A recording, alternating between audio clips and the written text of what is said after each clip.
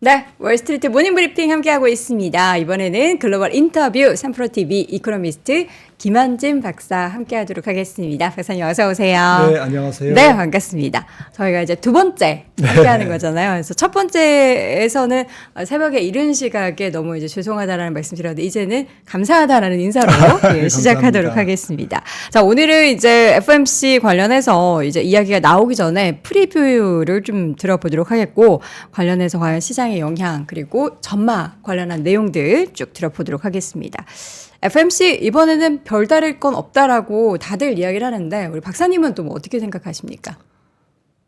조금은 별다를 것 같습니다. 조금은? 네. 네. 그래서 오늘 이제 말씀하셨듯이 FOMC 프리뷰를 잠깐 말씀드리고 연준보다 더 중요한 것, 당연히 이제 경기랑 기업 실적이겠죠. 그렇죠. 네. 그런 쪽, 또 경기와 기업 실적을 지금 쥐고 있다기보다는 영향을 많이 줄 것 같은 네, 그 중국 이야기도 함께 드려보겠습니다. 네. FOMC는 곧 이제 24시간 후에는 발표가 되겠네요. 네, 지금 한번 제가 문장을 한번 써봤는데요. 네. 일단 시장에서 관심을 갖고 있는 올해 이제 연말까지 기준금리 중앙값은 조금 올라갈 것 같아요. 몇 명이 그 기존 의견에서 바꿀 거냐에 따라서 조금 다르겠지만 네. 제 생각에는 지난 12월 FOMC의 점도표에서는 4.625였거든요. 올 연말 미국 기준금리의 중앙값입니다. 4.65에서 한 4.76 정도. 그러니까 저는 이제 한 명 정도가 조금 위로 조금 변심을 할 거다라고 이제 본 거고요. 근데 만약에 지금 일각에서 얘기하는 이제 2명, 11명이 지금 세 번 이상의 인하를 지금 점치고 있는데 만약에 2명이 이제 좀 의견을 바꾸면 네? 중앙값이 4.88로 되고 4.88이라는 의미는 기준금리를 연말까지 2번밖에 못 내린다라는 네. 못 내린다기보다는 이제 그렇게 보는 시나리오를. 의견이 지배적이다. 물론 이제 6월 FOMC 점도표에서 또 바꿀 수 있습니다. 그렇죠. 이건 법도 아니고요. 네, 얼마든지 바꿀 수 있지만 일단은 시장은 그러면 2번밖에 못 내리겠네라고 하면서 국채금리가 이제 4.6% 위로 튈 것 같고요. 지금 4.3%에서 한 20-30bp 정도는 튈 것 같습니다. 바로. 단기적으로. 네. 네. 그러면서 이제 주식시장도 조금 조정을 받겠죠. 근데 제 결론을 말씀드리면 네. 저는 2번이나 할 것 같아요. 두 번, 올해 연내 두 번이나. 그래서 7월 그리고 11월 2번이나 할 것 같고요. 내년에는 한 4번이나.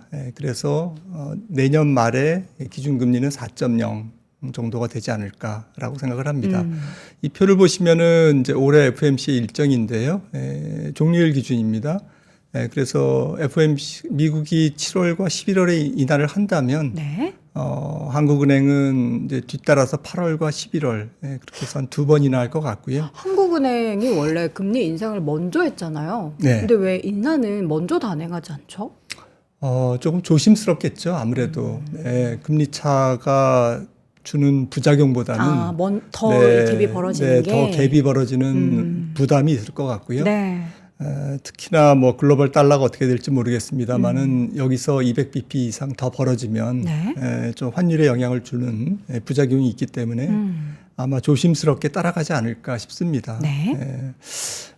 그래서 조금 몇 가지 프리뷰 이제 키포인트를 말씀드릴게요. 네. 첫 번째로는 이제 물가. 물가인데요. 네.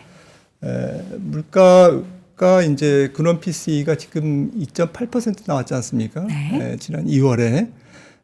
그런데 지금 이번 FOMC에서 근원 PCE 물가의 이제 전망치를 조금 바꿀 가능성은 있어요. 저는 그렇게 바로 조정을 안 할 거라고 생각을 하겠지만 문제는 연준이 이제 근원 PCE를 중심으로 보기 때문에 금가 억조로 보기 때문에 2.5% 이하는 가야 그걸 확인하고 금리를 내리지 않을까라는 생각에서 지금 6월 말에 우리가 받아보는 5월 근원 PCE 물가겠죠. 네. 6월 말에 받아보는 5월 달 미국의 근원 PCE 물가가 2.5% 정도를 하회하지 않을까. 유가가 조금 올라가도 근원은 올라가지 않잖아요. 네. 그래서 근원이 2.5% 이하는 가야 비로소 연준이 금리를 손댈 거다라는 관점에서 7월 31일 금리 인하가 조금 유력해 보인다. 6월보다는 네, 5월에서 지금 6월로 이뤄졌는데 예. 6월까지도 약간 이 물가에 대한 데이터 자체가 금리를 인하하기에는 정당화, 네. 합리화될 수 없기 네. 때문에 7월까지로 좀 생각을 해야 신중함이죠. 되겠다. 네, 파월 의장이 얘기했던 네. 조금 더 데이터를 확인해 보고 싶어하는 그런 연준의 의도가 있지 않을까라는 네. 생각이고요. 네. 이 차트는 지난 12월에 그 근원 PCE 물가 연준에서 이제 그 중앙값을 표시한 겁니다. 네. 그런데 생각보다는 요 구간이 그러니까 뭐 라스트 마일이라고 하는데 요 구간이 조금 끈적끈적해요.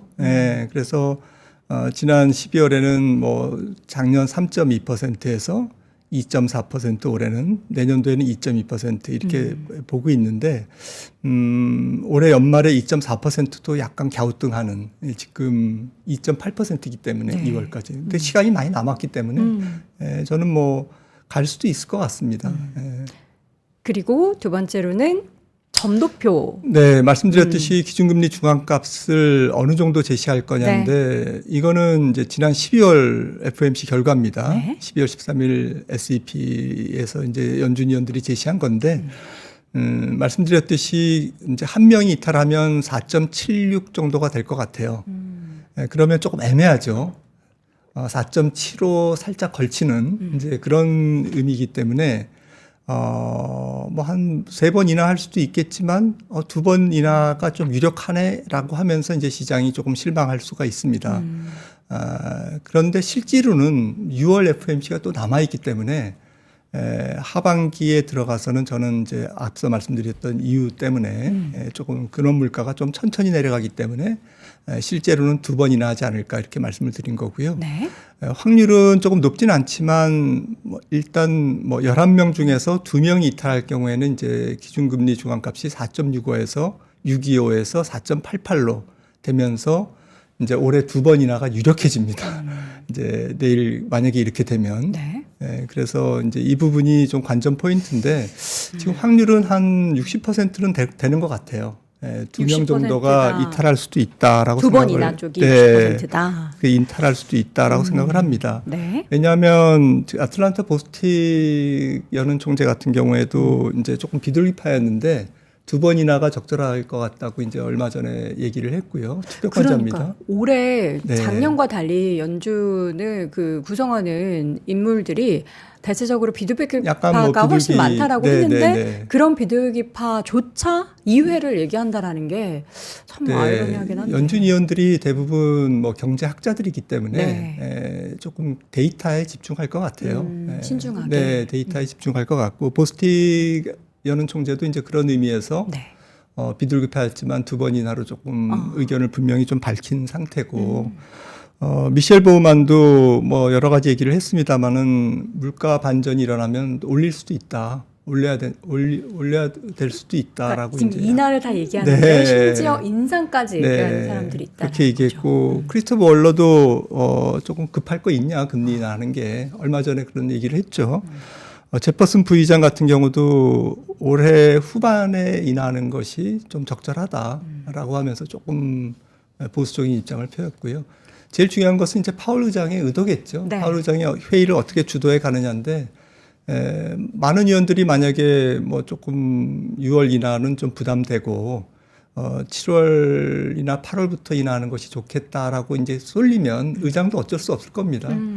그런데 지금 정치적인 일정이 있기 때문에 만약에 6월에 인하를 안 하면 저는 이제 2번 인하가 조금 유력하다라고 보는 게 앞서도 이제 스케줄에서 말씀드렸지만 7월 31일이 FOMC인데 그때 첫 금리 인하를 하면 9월 18일 FOMC에서는 인하하기가 조금 부담스럽거든요. 대선을 앞두고 있어서. 그래서 조금 부담스럽기 때문에 11월 5일 FOMC 끝나고 7일 FOMC가 있습니다.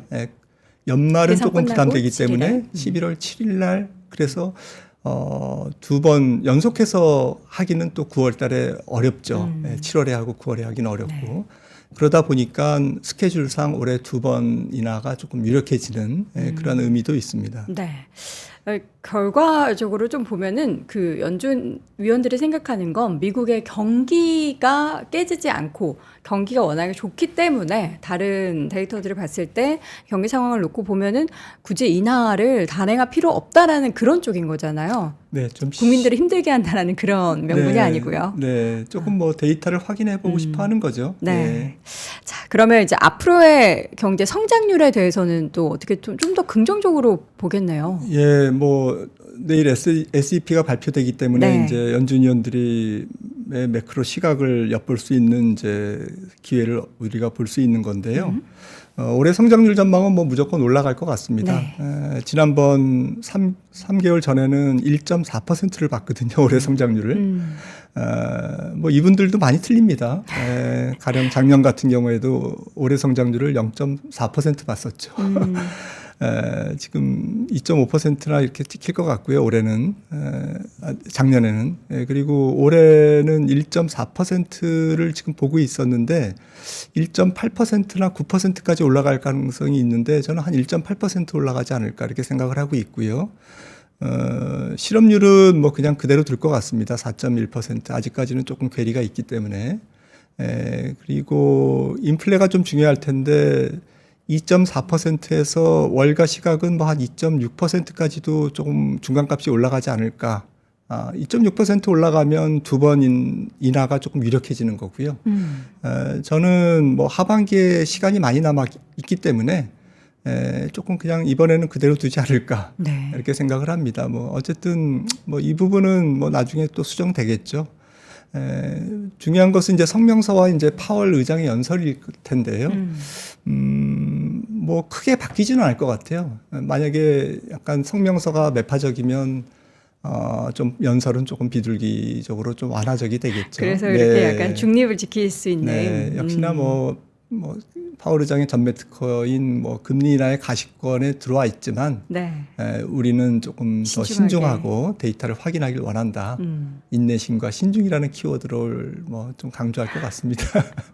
어떻게 보면 되게 고리타분하고 네. 되게 이 고집 센 분 같다라는 생각이 드는데 네. 그 고집이 어쨌든 시장에는 큰 충격을 덜 주기 위한 그런 발언들이니까 우리가 오히려 우리는 이해를 해야 될 것 같고요. 결국에는 이제 금리 인하 관련해서는 2번 정도로 우리가 조금 더 보수적으로 사실 뭐 4번, 3월이나 이런 정말 큰 장밋빛 미래를 꿈꿨지만 막상 금리 인하한다라는 것 자체가 시장에서 이제 경기가 그만큼 안 좋다라는 걸로 또 해석을 하는 거기 때문에 오히려 2번 정도로 생각을 하는데 그러면은 이제 2번 인하 그로 인한 금융시장에 미치는 영향이 뭐 채권도 있을 거고 환율도 있을 거고 기업에 대한 실적도 있을 텐데 어느 부분을 가장 좀 주요하게 봐야 될까요? 뭐 단기적으로는 뭐 시장 금리와 이제 환율이 될 거고요. 네. 좀 중장기적으로는 이제 경기와 기업 실적이 될 텐데요.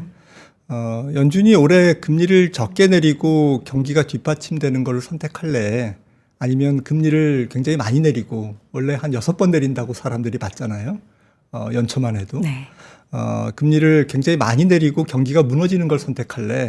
둘 중에 하나를 생각한다면 저는 전자를 선택하겠습니다. 시장을 위해서는 연준이 금리를 적게 내리고 네. 적게 내리는 이유 자체. 경기가 좋기 때문에 적게 내리는 거잖아요.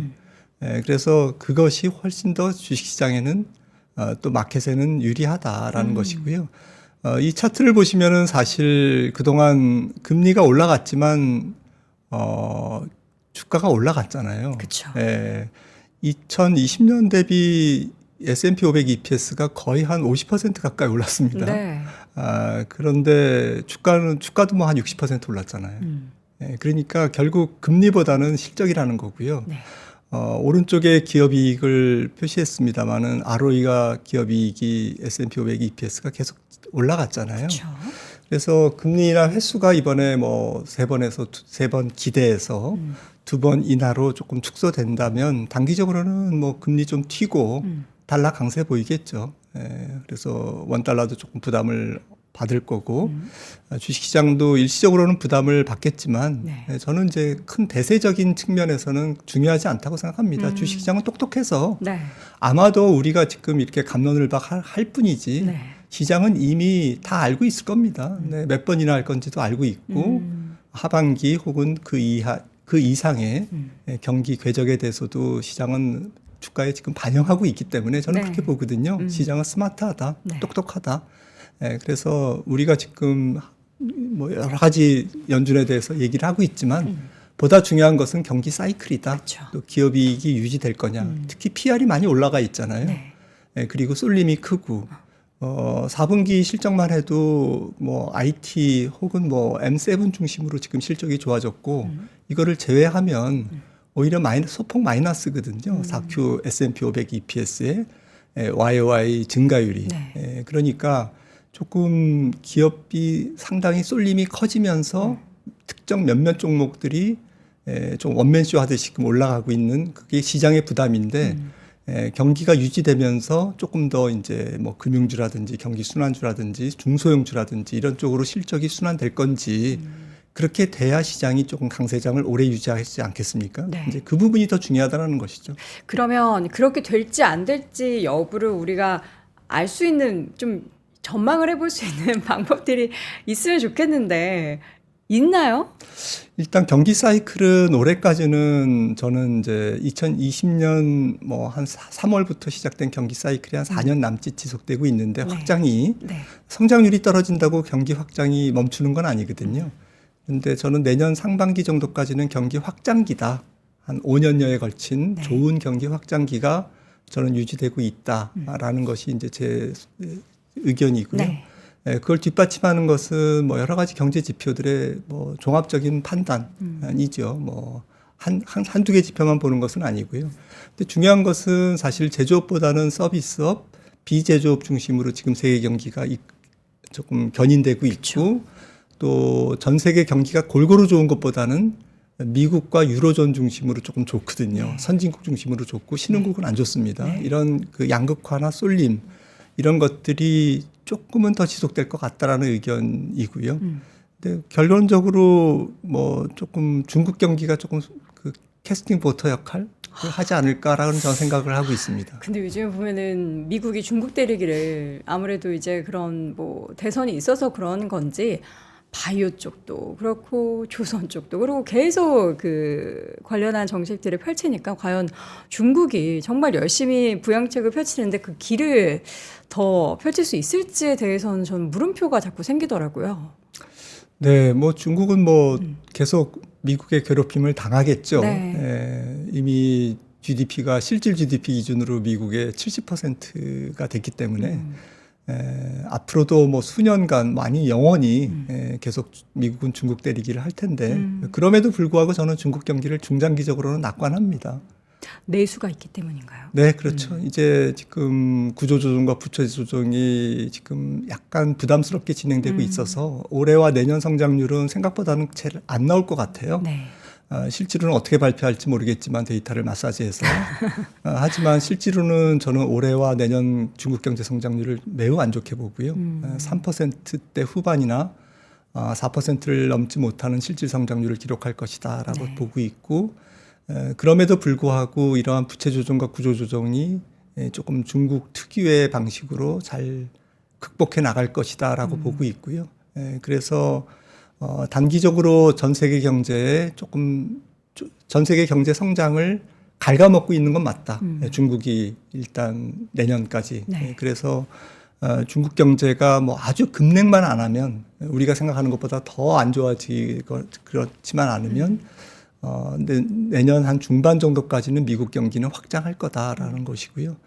중국은 계속 안 좋을 것 같습니다. 뭐 엊그제 뭐 산업 생산과 수출이 조금 소비가 좋게 나왔지만 네. 저는 크게 의미를 두지 않고 있고요. 큰 흐름상으로는 중국 경제는 아프다. 라고 생각을 합니다. 중국이 아프다 하면 우리도 많이 아프다 이렇게 되는데 자 알겠습니다. 자 FOMC 얘기를 저희가 했어요. 이제 중국 얘기까지 한번 넘어가 봤는데 연준보다 더 중요한 건 이거다. 뭐가 중요하죠? 네, 지금 뭐 말씀드린 경기 확장 지속과 기업 실적의 서프라이즈 여부일 그쵸? 것 같습니다. 네. 캠피셔 사진을 갖고 나왔는데 네. 뭐 슈퍼 긍정론자죠. 무조건 시장은 오른다라고 주장을 하시는 분이고 정말 시원시원하고 좋습니다. 네. 예, 아주 그냥 통쾌하더라고요. 명확한 네. 본인의 뷰를 제시하니까요. 네, 그러니까 뭐 아주 긍정론자입니다. 이분이 캠피셔 회장님이 실제 중요한 것은 우리가 전혀 모르는 재료와 우리의 예상 밖의 재료다라고 이제 얘기를 하셨는데요. 굉장히 맞는 말씀 같아요. 네. 그래서 저도 이제 이 회장님 말씀대로 예상 밖의 호재와 악재가 뭐가 있을까를 이제 고민을 해보니까 네. 예상 밖의 호재와 예상 밖의 악재가 똑같은 것 같아요. 그러니까 이게 완전히 줄다리기를 하고 있는 것 같은데 네. 예상 밖의 호재는 우리가 생각하는 것보다는 내년 혹은 후년까지도 경기 확장이 지속되는 거죠. 더 네, 오랜 기간. 그러면 연준이 금리를 뭐 안 내리더라도 저는 주식시장은 될 것 같아요. 계속 달려갈 것 같습니다. 네. 여기서 끝나지 않을 것 같습니다. 왜냐? 기업 실적이 계속 서프라이즈를 보이기 때문에 네. 라고 보는 거고요. 똑같은 의미로 피셔 회장님이 얘기한 우리가 예상 밖의 악재는 뭐냐? 네. 경기 침체가 의외로 빨리 다가올 경우에 가령 6개월이나 9개월 후에 경기 침체가 전 세계적인 경기 침체가 그리고 내년도 경제 성장률이 우리가 너무 지금 낙관적으로 보고 있다. 네. 라는 것으로 조금 입증되기 시작하면 기울기 시작하면 특히 내년 중반 정도에 내년 초부터 세계 경기가 강한 경기 침체로 반전되면 그러면 이게 이제 우리가 모르는 악재죠. 그러니까 호재와 악재가 사실은 손바닥 앞뒷면이다라고 생각을 합니다. 어느 쪽이 더 무게가 실리세요, 우리 박사님께서는? 앞서 말씀드렸듯이 저는 뭐 내년 초까지는 전 세계 경제가 지금 보던 대로 가고 내년 중반 정도를 지나가면서 조금 보던 거와는 다른 미국도 이제 뭐 고용이 좀 더 식고 네. 자연적인 고용 자연스럽게. 정상화죠. 예, 그리고 팬데믹 때 쏟아부은 초과 저축도 조금 소진되고 그 다음에 실질 금리가 계속 올라가기 때문에 소득이 조금 실질 소득이라든지 네. 또 세계 전체적인 경기에 대한 영향이 조금 부정적으로 영향을 받을 수밖에 없고요. 네. 그리고 사실 전 세계가 금리를 뭐 연준도 500bp 이상 올렸잖아요. 그 효과가 내년도에는 시차를 두고 나타날 것 같아요. 그 효과. 네, 부정적인 효과죠. 경기를 둔화시키는 효과. 네. 연준도 지금 금리를 조금 더 늦게 내리는 거를 두려워하는 이유 중에 하나가 그런 의견을 내는 인사들이 많지 않습니까? 그렇죠. 조금 그 금리 인하를 지연했을 때 불필요한 경기 침체를 우리가 받을 수 있다라는 거잖아요. 그러니까 지금 525bp의 금리 인상 효과가 아직까지는 조금씩 시장에 스며들기 시작하는데 이게 시차를 두고 조금 시간이 지날수록 더 강력하게 스며들잖아요. 그렇죠. 경제 전반에. 네. 그래서 경기 침체가 그 금리 인상의 효과가 나타났을 때 네. 그게 보통 이제 신용 경색이라는 경로를 통해서 나타나고 지금 크레딧 카드 연체율이라든지 이런 것도 아주 위험한 수준은 아니지만 조금씩 올라가고 있지 않습니까? 네. 이제 이런 부분들이 이제 전방위적으로 뭐 여러 가지 뭐 상업용 부동산이나 이런 데 연체율까지도 확산된다면 내년도 이제 경기 침체라고 해서 뭐 아주 큰 경기 침체일지 아닐지는 모르겠지만 제 생각에는 그 역시도 짧고 가벼운 경기 침체일 것 같아요. 네. 내년도에 경기 침체가 와도 굉장히 짧고 뭐 성장률 기준으로는 내년도 미국 경제 성장률이 올해 한 1.8%에서 내년도에 조금 무너져도 한 1%. 경기 침체라고 보기에는 조금 약간 뭐 가벼운 경기 네. 침체라고 저는 생각을 합니다. 지금 보면 여기 호재와 악재 두 가지를 지금 비교를 해봤는데 우리는 그러면 그 중간 어느 시점을 생각을 좀 하면 되겠네요. 그 중간 어느 시점에서 주가는 많이 올라와 있는 상태. 네. 그래서 밸류에이션과의 치열한 싸움을 해야 되는 상태. 그래서 EPS가 계속 또 긍정적으로 공급해줘야 되는 절박한 상황. 그렇죠. 이제 그런 상황에서 주가의 변동성이 굉장히 거친 상황. 이제 이런 게 지금 주식시장의 모습인 것 같습니다. 그렇게 따지면 이제 두 번째 호재와 악재를 또 비교해 보면 기업 실적의 서프라이즈 지금 계속해서 이제 주요 빅테크 네. 기업들의 서프라이즈가 나와서 지금 최근 2, 3년간은 받쳐서 이렇게 올라간 거잖아요. 그럼 앞으로에 대한 사실 성장은 더뎌질 수밖에 없는 게 현실인데 그럼 다른 섹터나 다른 기업군에서 그걸 또 받쳐줘야 되는데 그게 가능할지. 그게 조금 어려울 것 같습니다. 이게 지금 OECD 전체 기업 신뢰지수인데요. 네. 이게 조금 이것만 보면 경기 침체죠. 이미 꺾였어요. 네, 그러니까 미국의 지금 상황이라든지 지금 나스닥 상황, S&P 상황하고는 완전히 다릅니다. 그러네요. 오히려 그래프를 좀 뒤집어 놓은 듯한 네. 주가는 소비자 신뢰지수도 이렇습니다. 이것만 보면 경기 침체죠. 그러니까 전 세계 경기가 그렇게 좋은 게 아닙니다. 네. 그래서 이게 이제 미국도 부메랑으로 조금씩 영향을 받는다라는 거죠. 지금 애플이나 테슬라 실적이 안 좋은 것도 중국 때문에 안 좋잖아요. 이제 이런 것들이 이제 지금 당장 뭐 어느 날 아침 갑자기 나타나는 건 아니지만 서서히 지금 미국에도 영향을 주고 있다라는 네. 거고요. 전 세계 경제가 그렇게 아주 센 건 아니다. 굉장히 좀 약한 경기는 약한 부분들이 많다. 맞아요. 지금 기업 실적을 보시면은 그 점선대 표시되어 있는 부분이 MSCI 이머징하고 네. MSCI 이머징 아시아입니다. 네. 대부분 안 좋지 않습니까? 그렇죠. 그런데 MSCI DM 선진국하고 유로 스톡스는 지금 완전히 그래프가 다르잖아요. 네. 그러니까 EPS도 이렇게 지금 완전히 그 차이를 보일 정도로 전 세계 경기 기업 실적이 지금 양극화되고 있죠. IT 기업들의 EPS인데요. 미국 네. S&P입니다. 지금 뭐 팬데믹 이후에 얼마입니까? 한 30% 올랐잖아요.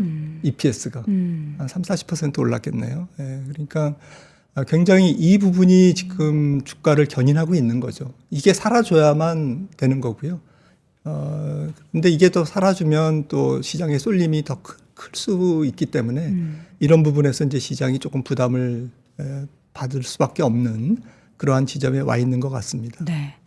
결국에는 이제 앞서서 저희가 잠깐 이야기했지만 그 전체적인 세계 경기나 미국 기업들의 실적까지 영향을 미치면은 변수가 중국이라는 건데 중국이 그러면은 어떤 경로를 밟아야 전 세계가 괜찮고 미국 경기도 계속 좀 낙관을 할 수 있는 걸까요?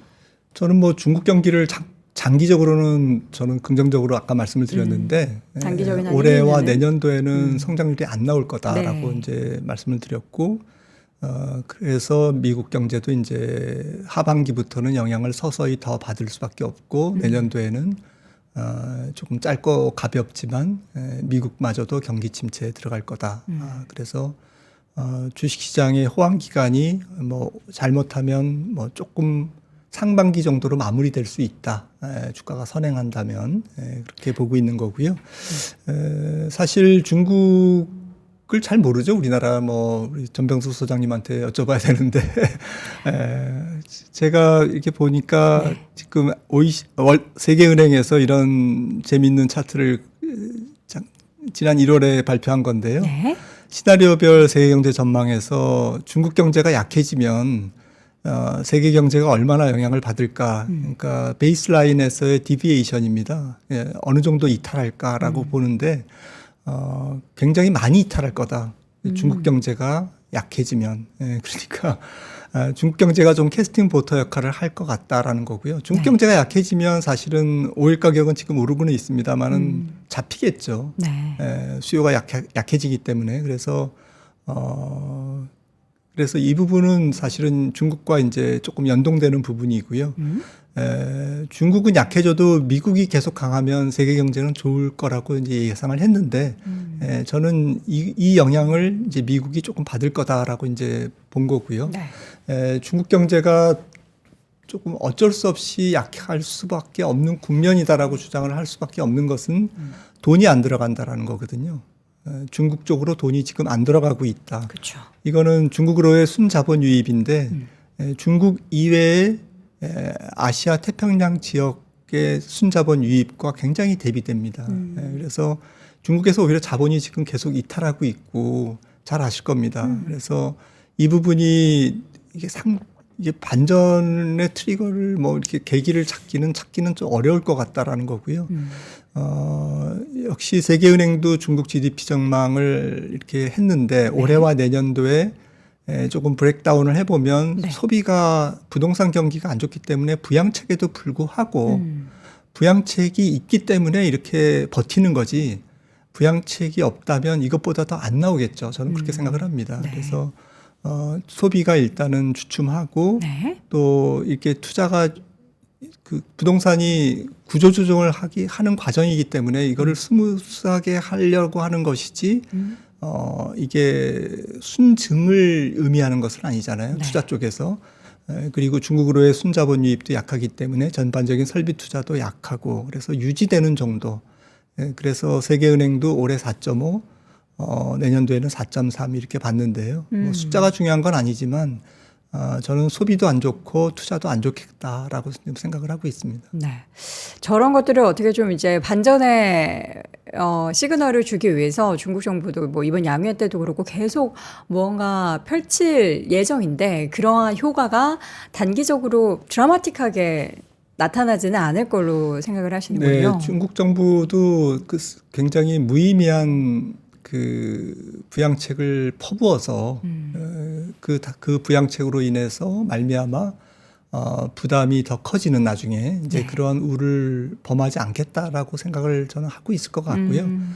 다만 이제 실질적인 고용이라든지 또 사회주의 체제 안정을 위한 청년 실업이라든지 이런 부분들을 의식하기 때문에 네. 그런 부분에서 조금 제한된 범위 내에서의 부양책이 아닌가. 이번 양회에서도 시장 기대보다는 화끈한 부양책은 안 나왔어요. 네. 그런 의미를 조금 주목해야 되지 않을까 싶습니다. 네. 또 다른 데이터들도 좀 하나씩 볼까요? 예, 그래서 뭐 이거는 미국 기업들의 해외로부터 벌어들인 실적인데요. 네. 이게 약간 뭐 3Q까지밖에 못 그렸습니다만은 네. 4Q도 좀 주춤했을 것 같아요. 그래서 약간 우하향 정도의 흐름을 저는 보이고 있다라고 생각을 합니다. 그러니까 조금씩은 영향을 받고 있다. 지금 미국만 좋은데 전 세계 경기의 제조업단의 경기라든지 또 이머징 전체의 경기가 안 좋잖아요. 네. 하드웨어 경기는 안 좋기 때문에 이런 쪽의 경기의 영향을 지금 미국도 지금 흡수하고 있는 중이다. 그래서 하반기부터는 좀 무역 수지도 지난달 무역 수지가 좋았습니다. 미국이 무역 수지가 조금 약해지면 이게 순수출을 의미하기 때문에 성장률도 이제 하반기부터는 조금 예상치보다는 조금 더 안 나올 가능성 이런 것들을 좀 보고 있고요. 네. 중국 데이터가 많이 마사지돼서 나오기 때문에 제일 정직한 데이터라고 그럴까요? 이거는 저는 물가 데이터라고 생각을 합니다. 네. 그래서 중국은 물가만 지금 보면 디플레이션 상태예요. 그래서 지금 보시는 PPI도 굉장히 낮은 상태에서 그렇죠. 마이너스 상태에서 유지가 되고 있고 중국 PPI와 PMI를 보시면은 뭐 여기서 뭐 왔다 갔다는 하겠죠. 다달이 왔다 갔다 하면서 뭐 지난달보다 올랐느니 떨어졌느니 뭐 앞으로도 계속 그렇게 발표가 되겠지만 큰 대세적인 측면에서는 PMI는 50 이하에서 근원 PPI도 디플레이션 영역에서 조금 장기가 머물 가능성이 저는 높다 이렇게 생각을 합니다. 결국엔 이제 지금까지 어떻게 보면 이제 유로존 일부와 미국만 계속해서 경기의 확장이 나타났는데 결국에 미국 같은 경우에도 뭐 미국 내부적으로도 물론 여러 가지 뭐 문제가 조금씩 확산되고 있지만 중국의 영향을 받는 경기의 좀 부진함이 분명히 나타날 것인데 그러한 뭐 경기 침체는 뭐 급격한 경기 침체라기보다는 약한 경기 침체를 예상을 하고 계신 거고 그렇게 된다면 지수가 완전하게 뭐 크게 하락한다라기보다는 일부 올라가는 것에 따른 조정 정도는 우리가 좀 염두를 해둬야 되는 거네요. 네, 저는 올해 3분기까지는 지금 미국 S&P 500 기업이라든지 또 M7 기업들의 실적이 버텨줄 것 같아요. 버텨주기 때문에 지금 당장 주가가 흔들릴 가능성은 높지 않다라고 생각을 하고 있고요. 오히려 조금 의외의 어닝 서프라이즈가 나올 수도 있습니다. 지금 원가가 떨어지고 있기 때문에 그리고 전 세계 경기가 약간 슬로울리 수축되고 있다라는 것은 미국의 경기가 이거는 사실 어제 오늘 얘기가 아니거든요. 지금 미국 기업들의 이익은 경기와 관련 없는 몇몇 기업들의 AI가 뭐 경기랑 관련이 있다면 얼마나 있겠습니까? 크게 관련 없거든요. 반도체도 지금 하드웨어 단의 수요가 아니고 소프트웨어나 지금 AI 뭐 이런 쪽의 수요잖아요. 그러니까 실질 경기랑 조금 거리가 있다라는 것이죠. 그다음에 유럽 주가도 뭐 사실 몇몇 기업들의 원맨쇼잖아요. 비만 치료제라든지 SML이라든지 그래서 이런 부분들이 지금 혁신 성장 기업이 끌고 가는 굉장히 독특한 주식 시장이기 때문에 제 생각에는 매크로와 기업 실적과 전체적인 뭐 시장의 흐름을 조금은 구분해서 볼 필요가 있다는 것이죠. 이코노미스트들을 바보로 만드는 장이거든요. 앞서 보셨듯이 OECD 소비자 신뢰지수라든지 PMI라든지 이런 것들은 꺾여 있어요. 네, 뭐 지금 거의 뭐 회색빛이에요. 맞아요. 그렇기 때문에 경기보다는 지금 몇몇 기업들의 독특한 경기랑 거의 관련이 없는 네. 그런 기업들의 실적이 어느 정도까지 버텨줄 건가. 네. 그런데 그럼에도 불구하고 세계 경기가 급냉하지 않아야 되는 전제 조건. 여기서 급냉한다면 미국 기업들도 앞서 말씀드렸듯이 영향을 받을 수밖에 없기 때문에 그렇죠. 강세장이 조기에 종료될 수밖에 없다는 네. 거죠. 이제 이런 부분들을 좀 캐스팅 보트 역할을 지금 중국이라든지 다른 국가, 미국 이외의 이머징이라든지 이런 국가들이 쥐고 있다. 어쨌든 연준은 올해는 뭐 조금 좀 머리가 아파하고 있을 텐데 네. 아마 지금 열심히 의논하고 있을 겁니다. 그렇죠. 데이터를 어떻게 해야 보고. 되나. 네, 뭐 아마 데이터는 이미 다 봤을 거고 네. 이제 요거 어떻게 인터뷰해야 되나, 뭐 어떤 단어와 어떤 문구를 수정해가며 이야기를 해야 되나 그 고민을 하고 있지 않을까요? 네, 아마 침 튀기면서 토론하고 있겠죠. 네, 그 찜튀기며 토론한 내용에 대해서는 또 우리 또 이 다음에 또 박사님 모시고 그 관련한 그 세부적인 의미에 대한 파악을 또 나눠보도록 하겠습니다. 자, 오늘도 글로벌 인터뷰 함께 진행해봤고요. 3프로TV 이코노미스트 김한진 박사님 함께했습니다. 고맙습니다. 네, 감사합니다.